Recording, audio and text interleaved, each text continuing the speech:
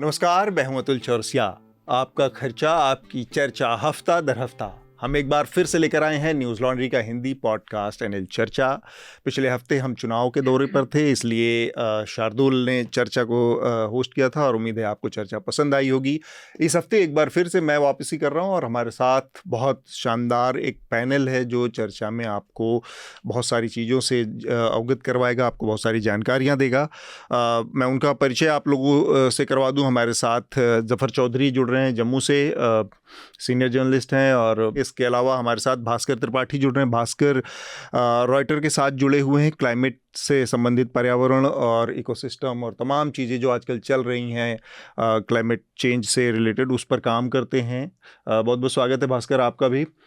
साथ में स्मिता हैं हमारे साथ। स्मिता, चूँकि आपको पता है मिडिल ईस्ट में बहुत सारी गतिविधियां चल रही हैं, युद्ध की स्थितियां बन रही हैं, उस पर बातचीत करेंगी। और हमारे साथ एक और ख़ास मेहमान है, मेहमत ओज़तुर्क।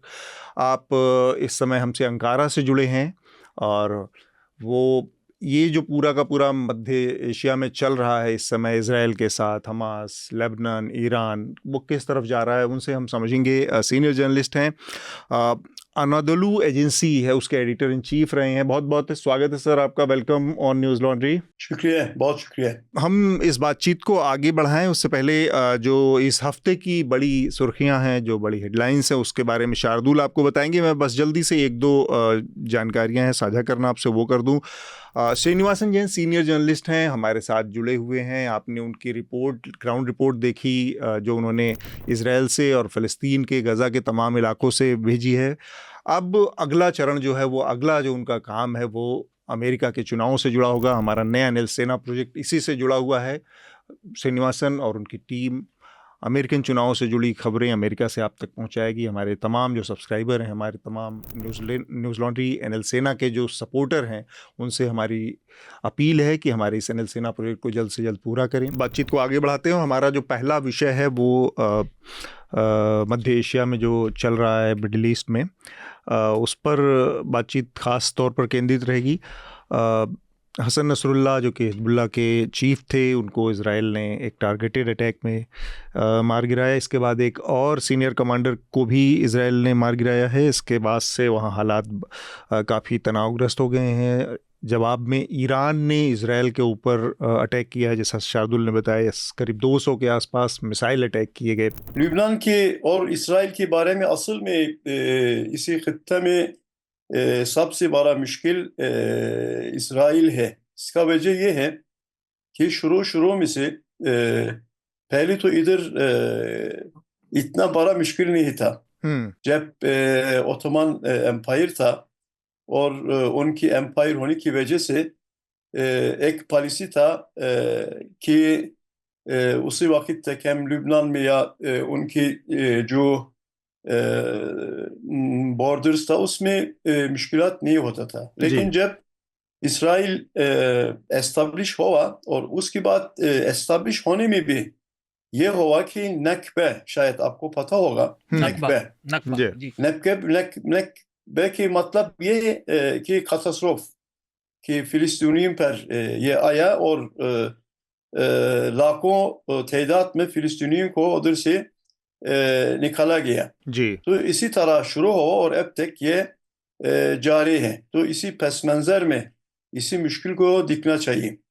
तो आखिरी बात ये हुआ तो अक्सा फलूद की वजह से इसराइल गज़ा में एक जंग शुरू किया और उसके बाद अभी ये फैल गया लुबनान की तरह।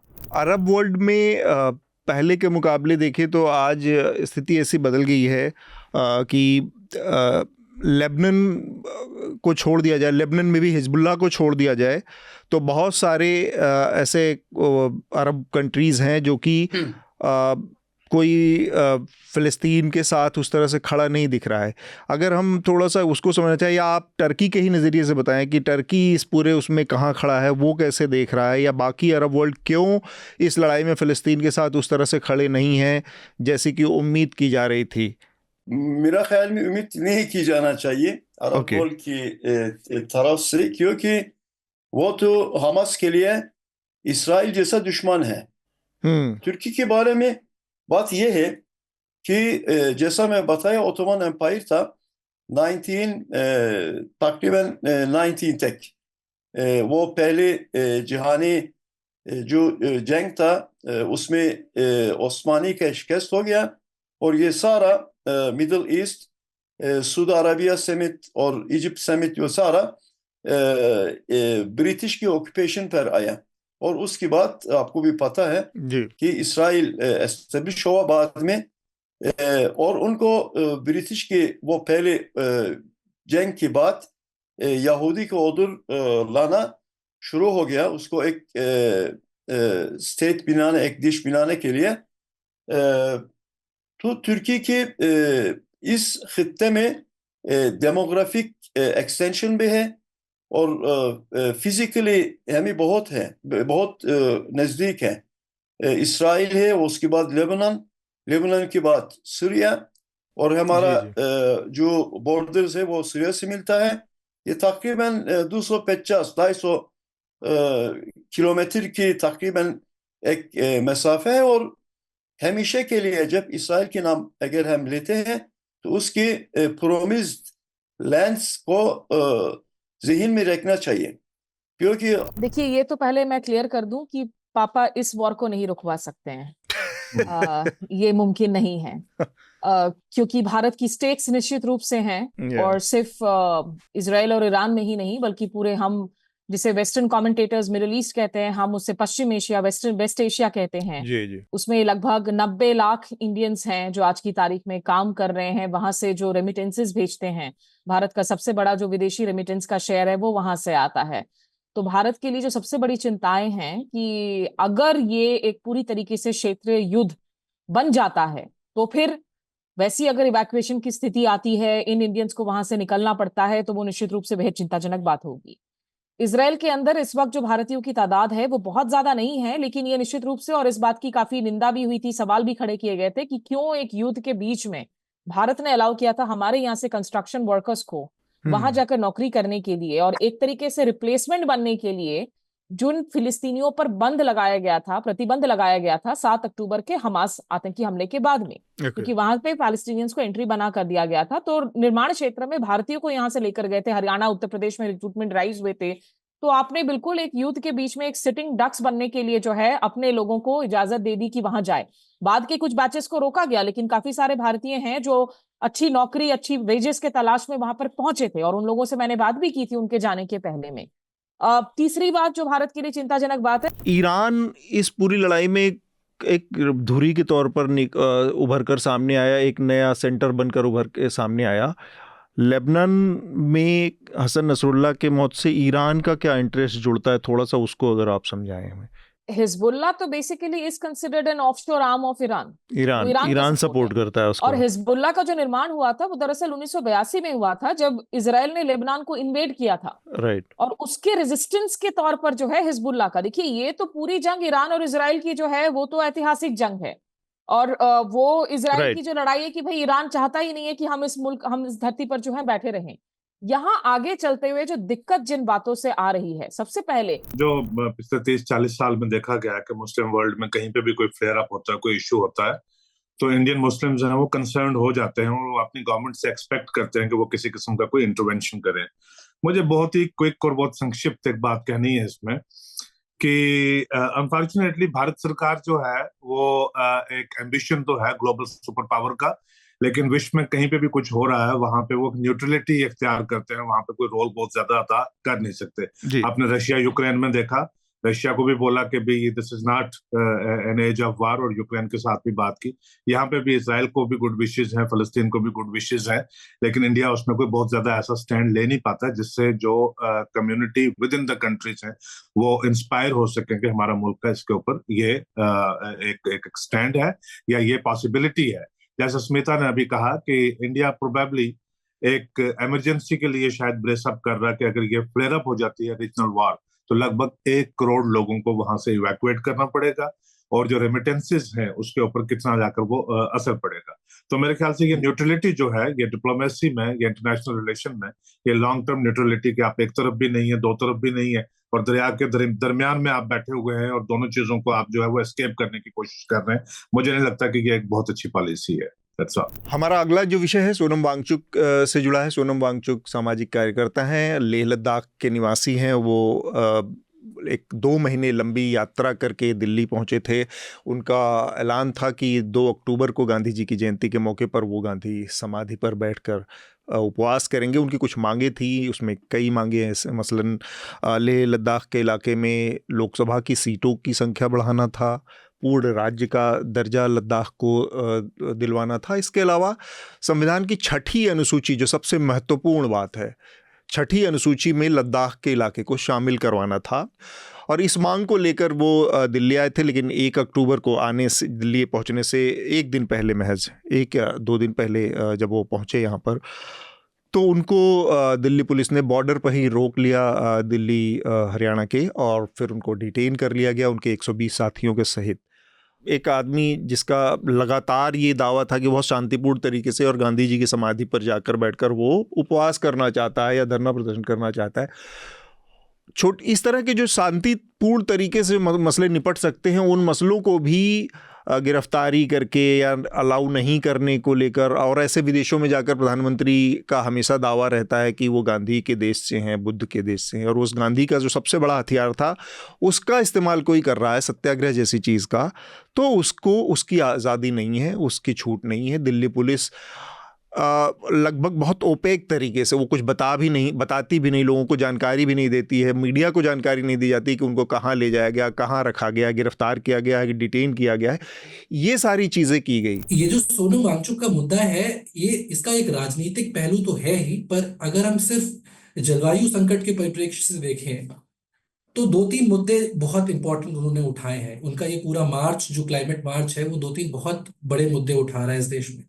पहला मुद्दा ये है कि हम जलवायु संकट के बारे में बात करें, खासकर इस देश को, इस देश के इंफ्रास्ट्रक्चर को, और सबसे जरूरी बात, इस देश के जो गरीब हैं, जिन्होंने क्लाइमेट चेंज होने में कोई भागीदारी नहीं निभाई है, पर उसके सबसे बुरे प्रभावों से निपटते हैं, क्योंकि उनके पास क्षमता नहीं है एसी लगा पाने की, या फ्लड में बह जाने के बाद दोबारा नया घर बनाने की।